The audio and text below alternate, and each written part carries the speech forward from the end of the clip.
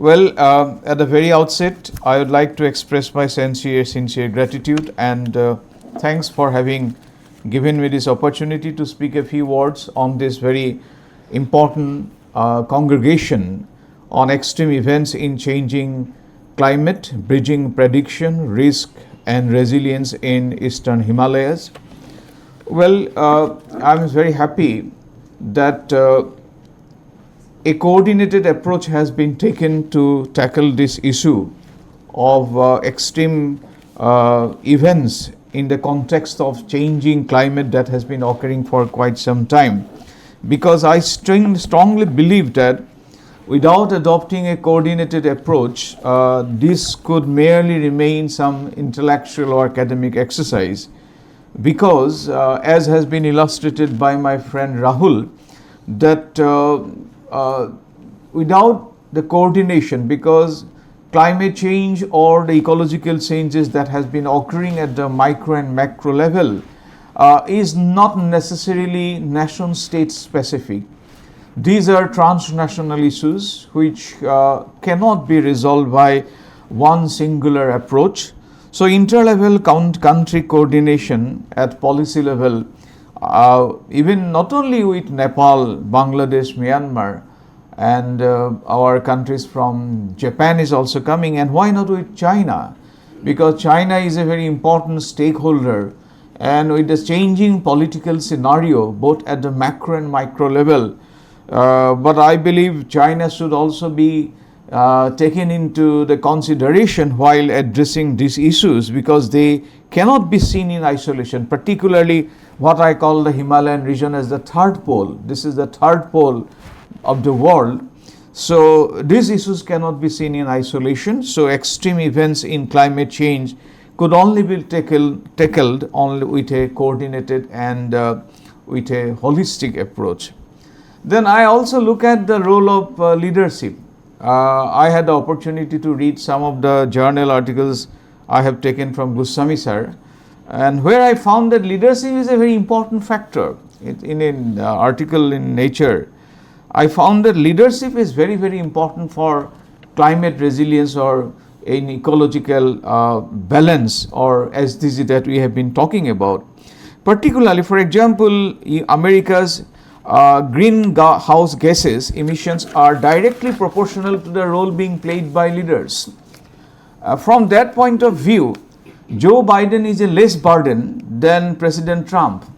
Trump is actually more burden to the world than more moderate leader like Joe Biden. Another example that has really caught my attention is Brazil.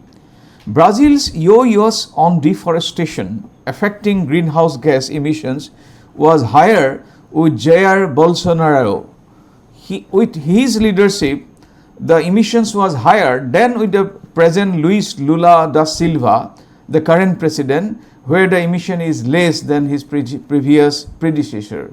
So I believe leadership is a very, very important factor. So while conducting this kind of events with the scientists and with the scholars, it is also important that we bring the political leadership into some kind of confabulation, some kind of dialogue or understanding, because without their visionary leadership, I think we cannot achieve this goal. So visionary leadership is very, very critical for our third pole than dictatorial, chronic capitalist driven leadership.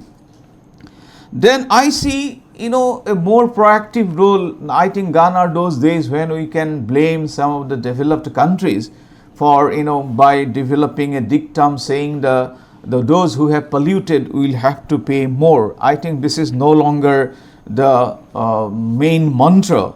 Countries like India, Brazil, South Africa and other relatively affluent nations have become more important than before.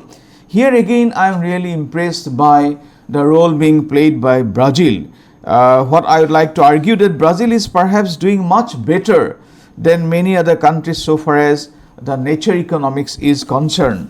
Another factor which is also again given importance by Goswami sir, that is the role of GDP centric growth model. These are some macro issues, and what Gandhiji has said, because it is also related to our consumerism pattern, the way we consume is also having implication in the days to come. So since we have students in front of us, what Gandhiji has said, the world has enough for everybody's need, not for everybody's greed. So therefore, here we also need to think about the GDP-centric growth model, which perhaps these are some macro level thinking process requires little bit of re-evaluation and rethinking.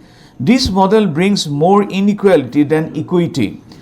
This model is more concentrated in a few H and WI. What do I mean by H and WI? H and WI is the highest net worth individuals than being based on distributive justice model.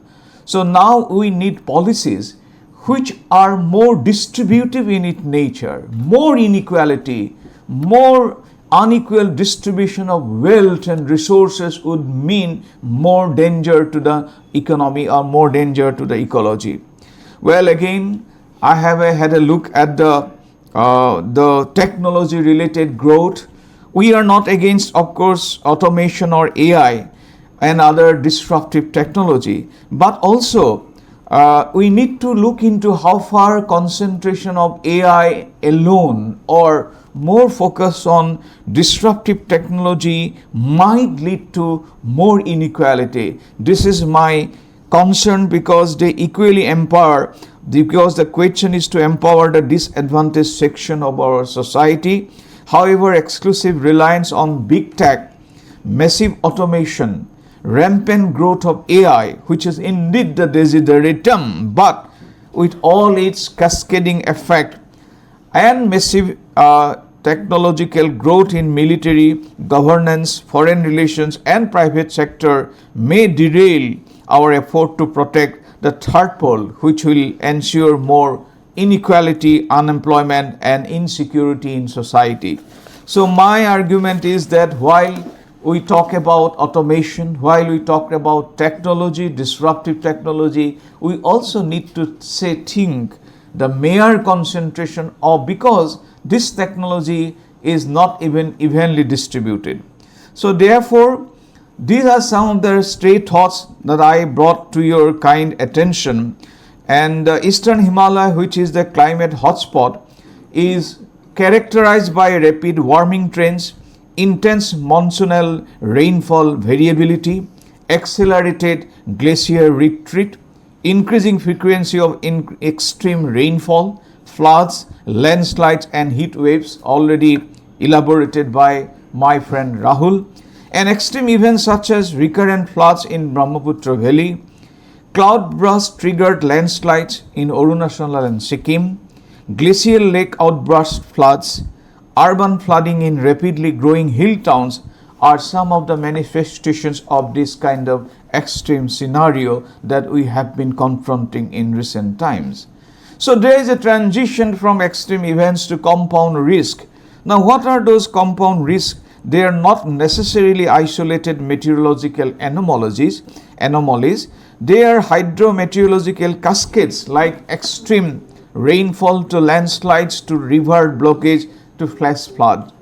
Then compound events like extreme heat scenario, drought and wildfire, slow onset processes like glacial retreat, riverbank erosion, wetland degradation. Climate change is altering both the intensity, frequency and spatial distribution. Well, I believe these issues will be discussed and debated in this today's congregation.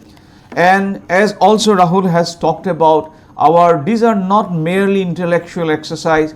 We, the academic community, need to respond to the scenario in a holistic manner, and that is how at Gauhati University we have recently signed MOU and we have opened an office with IC Mode, TERI and Balipara Foundation. We have come together, we have given them a 30,000 square feet big building, whereby the focus is on a new center on Himalayan studies have come up, and it has started functioning from last month. So I also appeal to Cotton University, to my professor friend Mahanta, so that we can come together And our focus in our this Center for Himalayan Studies at Gauhati University with IC Mode and TERI and Gauhati University, our focus is on Brahmaputra, climate change and resilience, community responses, indigenous knowledge system, Brahmaputra as a civilizational axis, then of course mitigation of catastrophes that we have been confronting in recent times. So it's now high time that the academic communities, Gauhati universities and Cotton universities need to come together. With these words, I express my deep sense of gratitude and thanks to the organizers for having given me this opportunity to speak a few words. With these words, once again, I thank and I conclude my speech. Thank you.